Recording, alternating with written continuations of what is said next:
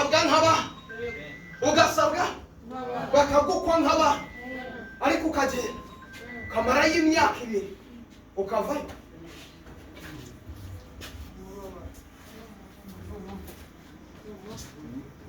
Uzi kugira abana b'abakobwa beza ubireba ko ari beza,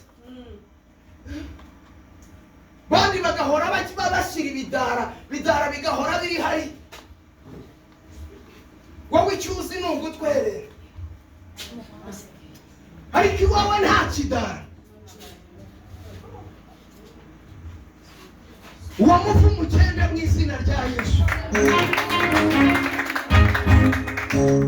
Uzi kohereza abana ku ishuri ukabatangira school fees, bakajyana nabo umuturanyi wawe, bandi bakazana indangamanota nzima, wowe agatinyuka akaza inyuma y'abandi.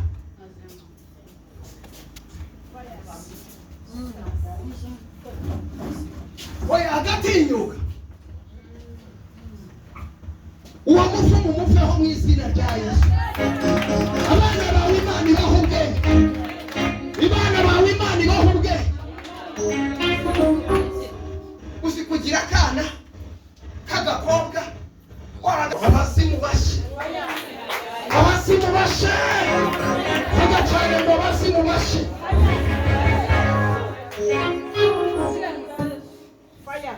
Sikuru umudamu bandi bafite abashayija beza, bandi tugirire neza, ariko uwawe arakama amataka yaguranye inzoga. Yes, mataka yajyana ku cyuma, isente bamuha bakazigura muharage.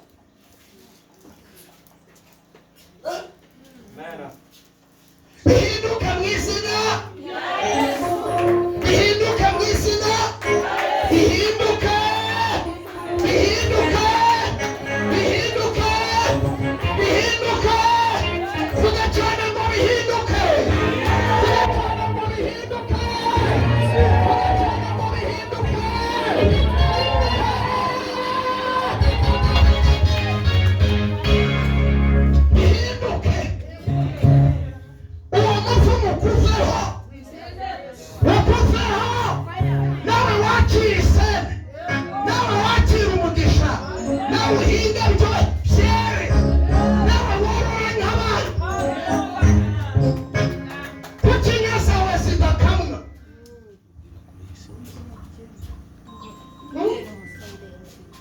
Uzi kugira inka ndindezwa, ariko Imana y'amahoro irambwiye ngo umugisha wawe urahari, nuko hari icyafurutse umugisha wawe. Hari imbaraga zirwanya ubuzima bwawe, kandi izo mbaraga ziraturuka ku muntu w'umurozi. Ndeba uroga ubuzima bwawe bituruka ku kintu cy'ishyari iki, avuga ngo nta kintu uzageraho, nta kintu uzakira, ibyawe byose arabihagarika, ibyawe byose arabitsikamira, ikintu cyose ukwase aba arimo akireba akavuga ngo nta hantu uzagera.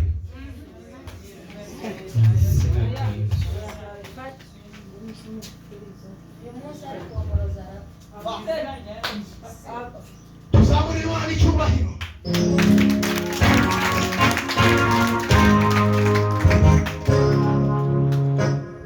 Papa, niba hari umuntu Imana y'amahoro imbwiye ukomeye hano muri uru rusengero, wa mugabo urakomeye, wa mugabo ufite inyenyeri yo kuba umutunzi,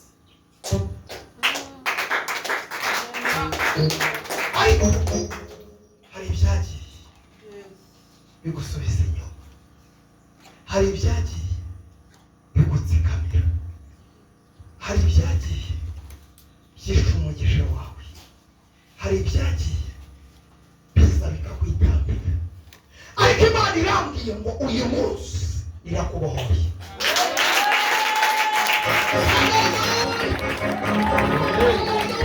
Amina. nini topezo nini ya ayibe fotrere meko taya. Imana yacu ishimwe cyane. Amen.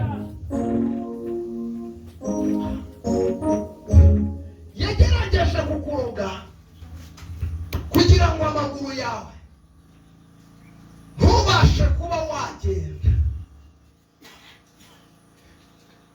Byo nabibonye, amaguru yawe aba yaroga kugira ngo uzahere hasi ntubashe kuba wagenda. Hari igihe ubyuka ukabyuka mu gitondo nta kintu cyabaye, ariko umutwe ukifata